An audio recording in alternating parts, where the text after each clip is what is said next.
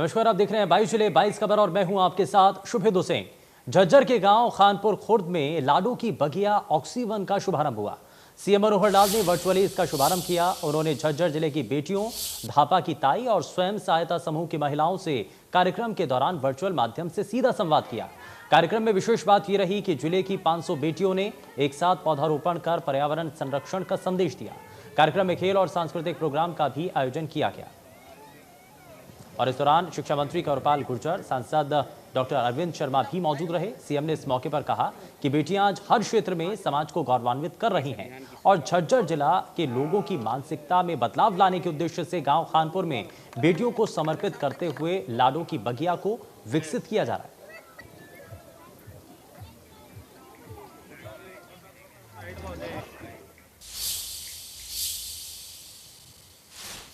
मुख्यमंत्री मनोहर लाल 13 अगस्त को ओलंपिक में खेलकर वापस लौटे खिलाड़ियों से पंचकुला में मुलाकात करेंगे और उनका मान सम्मान बढ़ाएंगे।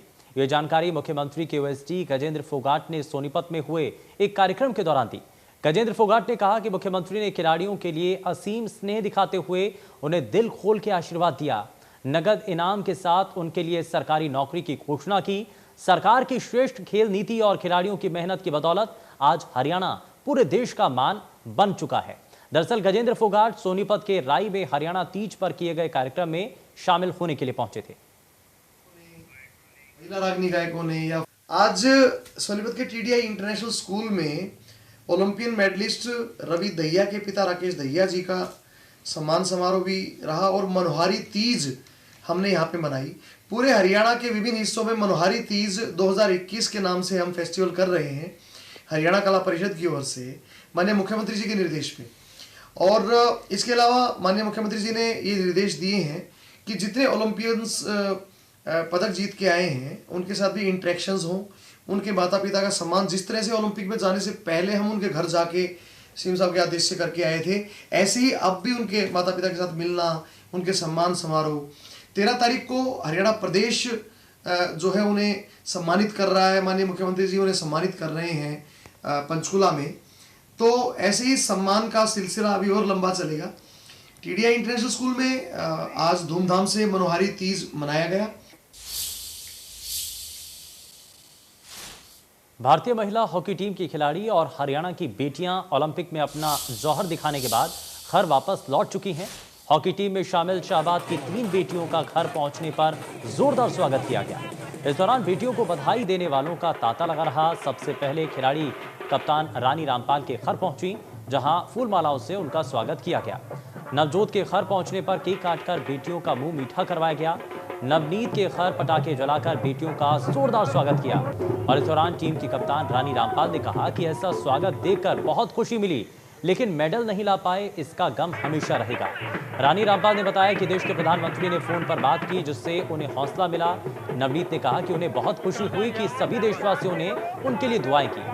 नवजोत ने कहा कि पिता ने घर की आर्थिक स्थिति ठीक ना होते हुए भी खेलने का मौका दिया, जिसकी वजह से वो आज इस मुकाम तक पहुंची हैं। देश की सभी बेटियों से यही अपील है कि जो भी करें दिल से करें और आगे बढ़ें।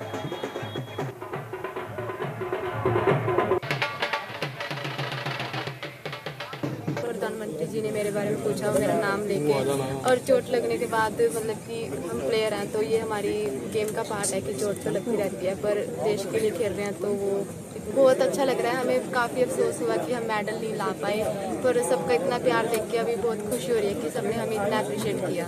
काफ़ी अच्छा लग रहा है इंडिया में वापस आके हमारी फैमिलीज़ ने, और कल हम दिल्ली में भी पहुंचे तो जो सरकार ने हमें मान सम्मान दिया, प्यार दिया, लोगों की सपोर्ट जो हमें मिली, डेफिनेटली हमें मोटिवेट करेगा नेक्स्ट टूर्नामेंट्स में कि हम और अच्छा प्रदर्शन करें। का बहुत बहुत धन्यवाद करना चाहती हूँ कि जब हम मैच हार भी रहे थे लेकिन लोगों ने तब भी हमें बहुत सपोर्ट किया, जो हमें पहले देखने को नहीं मिलता था। एंड जब हमने जीतना शुरू किया लोगों में और थोड़ा जोश आ गया। तो मैंने वुमेन हॉकी में पहली बार देखा कि लोग सुबह 7 बजे उठ के हैं जो वुमेन हॉकी का मैच देख रहे हैं, जो पहले कभी देखने को नहीं मिलता था। तो एक बहुत बड़ा चेंज है हमारी कंट्री। काफ़ी इमोशनल मोमेंट थी क्योंकि हम मेडल के बहुत पास थे और बहुत पास जाके हम वापस आए। एंड तो उस समय प्रधानमंत्री ने भी हमें फ़ोन करके बोला कि कोई बात नहीं, आप निराश मत हो, पूरा देश आपके साथ है। आपने बेशक मेडल नहीं जीता बट आपने लोगों का दिल जीता है। इंडिया की टीम एक वर्ल्ड लेवल पे जाके ओलंपिक में जाके 4th प्लेस पे आ गई है। यही हमारे लिए मेडल है, मेडल से बड़ा है ये भी। यही कुछ है, जब ऑस्ट्रेलिया को हरा दिया तो हमने मेडल जीता। धन्यवाद करते हैं, उन्होंने स्पेशल इसका नाम लेके पूछा तो हम इसी से बहुत ज़्यादा आभारी हैं। एक के आगे आएँ और देश का नाम आगे ऊँचा करें और मेडल लाएँ। प्रदेश में कोरोना के केसों में कमी के बाद स्कूल खुल चुके हैं, लेकिन स्कूलों में कोविड गाइडलाइन का पालन नहीं हो पा रहा है और इससे एक बार फिर से कोरोना के केस बढ़ने का खतरा अब मंडराने लगा है। और ऐसे में स्कूल जाने वाले अभिभावकों की चिंताएं भी बढ़ चुकी हैं। कैथल से संवाददाता मनोज मलिक की आप एक रिपोर्ट देखिए।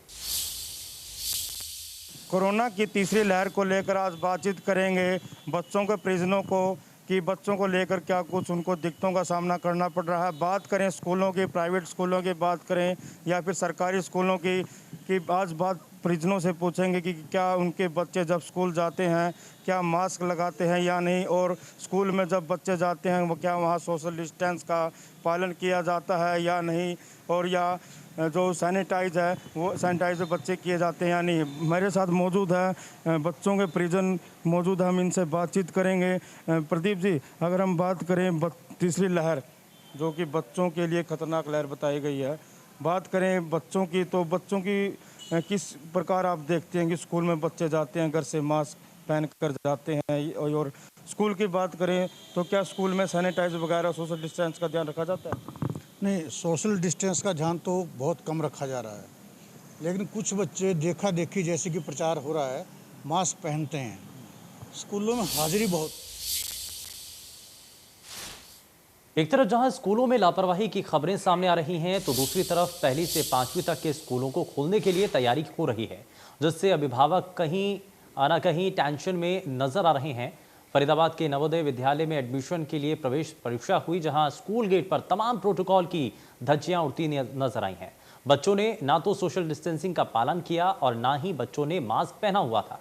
ऐसे में सवाल यह है कि स्कूलों में बच्चे किस हद तक सुरक्षित हैं और शिक्षा के साथ सुरक्षा कैसे सुनिश्चित होगी।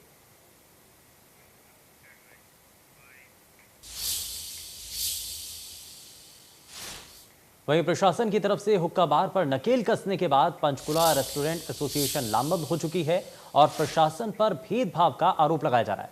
एसोसिएशन का कहना है कि कांग्रेसी नेताओं के कहने पर गलत कार्रवाई की जा रही है और इसके चलते काम ठप पड़ा है, जबकि बार में निकोटिन वाले हुक्के नहीं परोसे जाते हैं।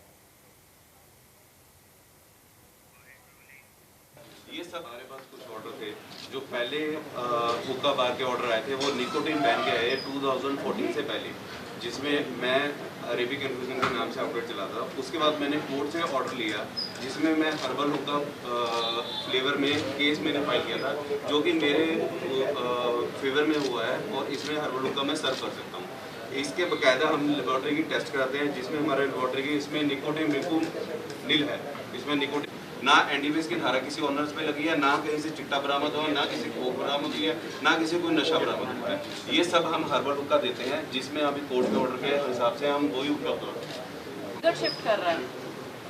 सेकंड पॉइंट ये है कि हम इतने टैक्सेस पे कर रहे हैं, हम जीएसटी पे कर रहे हैं, एक्साइज ड्यूटीज पे कर रहे हैं, सारा कुछ पे कर रहे हैं। हम मेजर पार्ट ऑफ रेवेन्यू हमारा जनरेट कर रहे हैं, कि जो मेजर प्रॉब्लम्स है उसके ऊपर से ध्यान बिल्कुल डाइवर्ट कर दिया गया है। जो मेजर नशा है उसके ऊपर कोई ध्यान नहीं दे रहा, सारे हुक्के के पीछे पड़े हुए हैं। सरकारी तंत्र में घूसखोरी का दीमक खत्म नहीं हो रहा है। करनाल में स्टेट विजिलेंस की टीम ने 5000 की रिश्वत लेते महिला पटवारी, कानूनगो और उनके दलाल को रंगे हाथों काबू किया। आरोपियों ने भोसली गांव के किसान से खेत की पैमाइश रिपोर्ट देने के लिए 5000 की रिश्वत मांगी थी। आरोपियों ने भागने की कोशिश की तो विजिलेंस टीम ने उन्हें दबोच लिया। दरअसल भोसली गांव के किसान का अपने भाई के परिवार के साथ विवाद चल रहा था। ऑफिस इकट्ठा है, ये पटवारी जी के पास बैठते हुए काम करता है। भोसली गांव में मैं गरोंडा जाऊँ था, ये डिगर मजरा जाया था। मैं बोला भी मैंने गरोंडा छोड़ दियो। बोला जी मैंने एक मौका देख रहा। ठीक है, इन्हें मौका देखा। मैंने बाकी और 60 गार्ड तो है ही नहीं सर, मेरी कोई बात नहीं। पार्टी से पूछ ले, सामने खड़े मेरे से मांगे जी 5000 रुपये। मैंने किसने? ये जो सा पटवारी की सीट पर बैठता है, जो दलाल लाले गुजरा जो पटवारी की सीट पर बैठता है। मैंने कहा भाई जो 1000-1500 रुपये लेने आता ना 2000 रुपये लेने। गुरुग्राम में अवैध कॉलोनी काटने का अंधाखेल जारी है, लेकिन प्रशासन इस पर चुप्पी साधे बैठा है। चुप्पी इसलिए साधी है क्योंकि इस खेल में उनकी पार्टनरशिप आदि है। अधिकारियों के साथ साथ इस खेल में नेता भी शामिल है।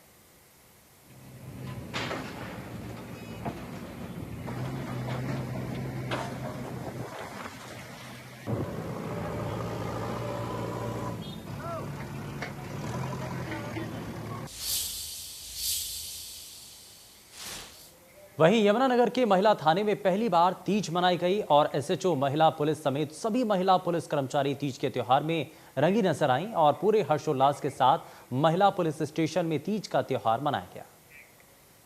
तीज का त्योहार बड़ी श्रद्धा और हर्षोल्लास से मनाया जाता है। यमुनानगर में भी जगह जगह तीज का त्यौहार मनाया जाता है। हरियाली तीज को लेकर कई तरह की दंत कथा है। यह भी कहा जाता है कि आई तीज बो गई बीज।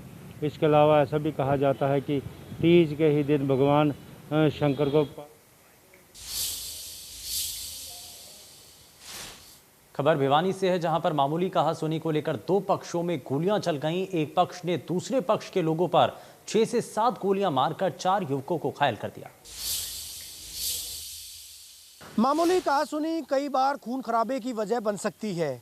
ये बात हम नहीं कह रहे, बल्कि आज भिवानी जिले के भवानीखेड़ा थाने के अंतर्गत आने वाले गांव जमालपुर में बानगी देखने को मिली, जहां दो गुटों में पहले आपसी झगड़ा हुआ, मामूली वाद विवाद था। उसके बाद झगड़े ने ईंट पत्थरों को पूरी तरह से बरसाने का रूप ले लिया और इसके बाद मामला गोलीबारी तक चला गया।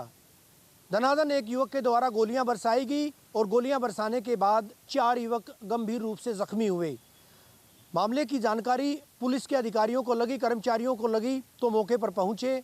चारों जो युवक थे उनको अस्पताल में लाया गया। भिवानी के चौधरी बंसीलाल नागरिक अस्पताल में प्राथमिक उपचार के बाद चारों को रोहतक पीजीआई यानी PGIMS रोहतक रेफर किया गया है। बहरहाल पुलिस मामले की छानबीन में जुटी है कि आखिर असल वजह क्या थी, लेकिन प्राथमिक तौर पर जिस तरह की जानकारी मिल पाई है, 2 गुटों में आपस में किसी बात को लेकर वाद विवाद हुआ था।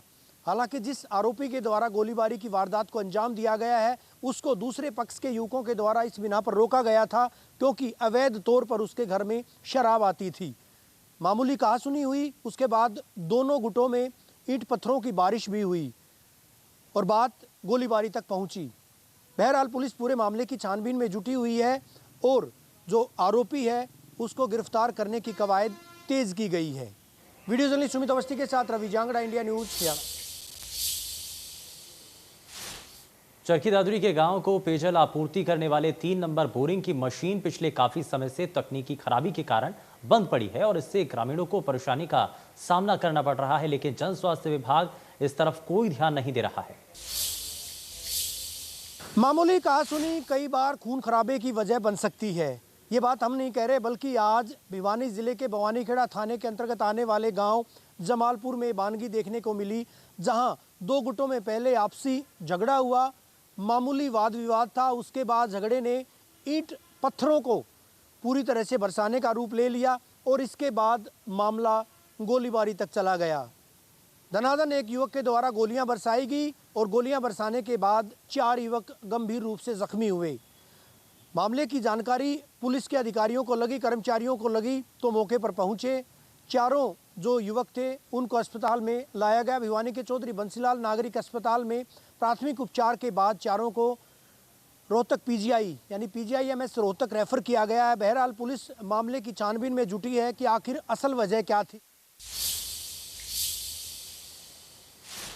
खबर जुलाना से है, जहां विवाहिता की जहर खाने से मौत हो गई। ये बताया जा रहा है कि गांव मालवी में विवाहिता ने जहर खा लिया। ससुराल वाले विवाहिता को नागरिक अस्पताल लेकर आए, जहां से उसे रोहतक रेफर किया गया। अस्पताल ले जाते समय रास्ते में विवाहिता की मौत हो गई।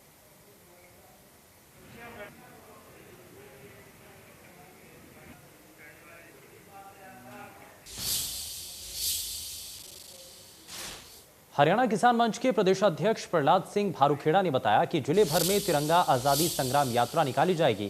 तिरंगा आजादी संग्राम यात्रा का कई स्थानों पर स्वागत किया जाएगा।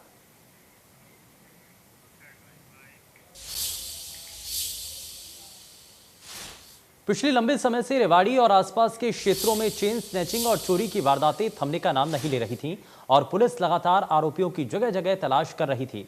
रेवाड़ी सीआईए पुलिस को उस वक्त बड़ी कामयाबी मिली जब बीती रात उसने गुप्त सूचना के आधार पर धारूहेड़ा क्षेत्र से चेन स्नैचिंग और चोरी करने वाले अंतर्राज्यीय गिरोह के 5 सदस्यों को गिरफ्तार किया।